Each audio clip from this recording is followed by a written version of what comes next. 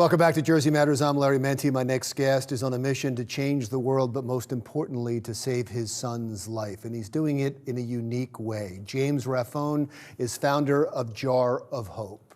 What is Jar of Hope, sir? Jar of Hope is a foundation that I started 6 years ago that we're fighting Duchenne muscular dystrophy. What is Duchenne muscular dystrophy? Unfortunately, a 100% pediatric disease. It's fatal. There is no cure to date to try and help save these kids' lives. And is that what it means when you say 100%? Yes. That in 100% of the cases, it is fatal. That's correct. And what is the life expectancy? Life expectancy is anywhere between 15 to 21. Oh my God. And your son has this? He does. How old is he now? He's currently 10. He was diagnosed at age 4. And basically, the doctors have given us 6 years to try and save his life because they say by age of 9, when kids go into a wheelchair, there is really nothing that the medical community can do for him once he ends up in a wheelchair. So it's been my mission for the last 6 years to keep him out of a wheelchair, which currently at the age 10, he's still walking. And you have a unique way of raising money. Explain. We do. So I started a campaign, 10 push-ups for $10, and I travel the country and even the world. I've been to Australia and New Zealand, and I visit with schools and health and fitness facilities where I give seminars, teach everybody in the health and fitness environment about this muscle wasting disease. And then I gather everybody together and we do 10 push-ups for $10 because people in the health and fitness industry, they can. Children with Duchenne muscular dystrophy will never be strong enough to do one push-up. Well, hopefully they will be.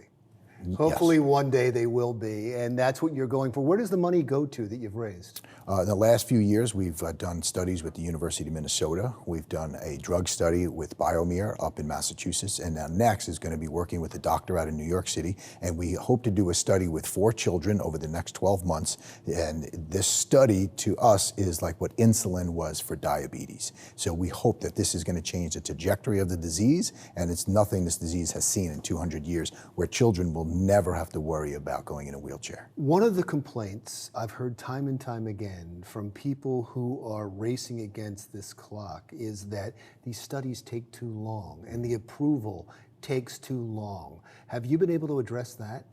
That's a very good concern, and it's a tough concern. The way that we get around it is that we just do this head on. I also started a biotech company, so that we can push science forward without worrying about anybody else on the outside interfering or getting in the way of impeding the culmination of the study. So I do all the fundraising myself. We have a team of doctors that we work with as well. We have a team of scientific board of advisors that advise us who to work with and when. And so we really streamline the process very, very well. And you make your son part of the study? My son will be a part of the study. He'll be one of the 4 boys. So then you won't have to wait for approval. It is a way to usurp some of the red tape. It is. And it's just a way to expedite things for these kids because my son, he'll be the oldest child in the study. Though we were looking for other kids who were older than him, those who are already in a wheelchair, perhaps those by age of 15 when they're already quadriplegics, to get those families to put their child in the study as well. But unfortunately, because of the gravity of this disease, a lot of people are very, very fearful to put their kids into a study because they're content to live with their child the way they are instead of figuring out what else can be out there for them, which is very upsetting. And your son's name? Is James. James. Yes. And does he go by James? I call him James. He's affectionately known as Jamesy. Okay, so Yeah. I won't make the mistake that parents hate when you say Jim when it's supposed to be James. Correct. And what does James do now? I mean, is his life pretty regular or normal? We try and mainstream him as best as possible. He's not out playing sports with other children, unfortunately, but what we have done is I'm trying to teach him engineering because he can still sit and he can work it with his mind is just very, very active. So he's been playing with Legos, building Lego things, and as well as in technology, he has a YouTube channel. It's Jamesy Raffone 887 for everybody to go out there and subscribe to it. And he creates videos and with green screens, and he's very, very animated with his videos. So that's what he does. Does he know what he's up against? He doesn't.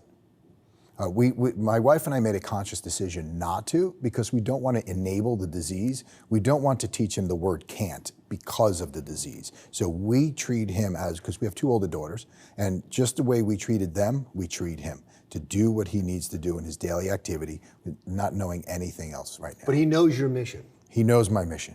So he knows he's sick, he just doesn't know the prognosis. He thinks, because I'm his best friend, that his dad is out to increase his muscle tissue. Like, I go to the gym every day, and it's his a goal as well that he needs to go to the gym every day, which is physical therapy, to work out and become stronger. How many gyms have you gone to so far? My quest was to hit 79 gyms in 79 weeks. I'm proud to say I've done 109 gyms in the last 4 years. And how long can this and will this continue? I will continue this mission until I find a cure. The sad thing is that there's not one child that can raise his hand today and say, I survived Duchenne muscular dystrophy, and until I can make that happen, I will not stop doing this. What are some of the gyms you'll be at so people know about it? We'll be at CKO in Somerset in North Brunswick over this weekend. And then thanks to the founder, Joe Andrula of CKO, he's allowed me to go through his 104 facilities all over the country. Oh, you're set then? I am set for the next couple of weeks, yes. How can people help? I'm sure people are touched by this story and would love to help. We would love their help. If they can go to jarofhope.org and just click to donate, that would be fantastic. Jarofhope.org. Yes, sir. Thank you so much for coming in. It was a pleasure to meet you. Thank you. Best of luck to you and your son. Thank you very much. James Raffone, founder of Jar of Hope. Jersey Matters continues right after this. When we come back on Jersey Matters, we continue our tour of state parks with a visit to the Monmouth Battlefield State Park. That's when Jersey Matters comes right back.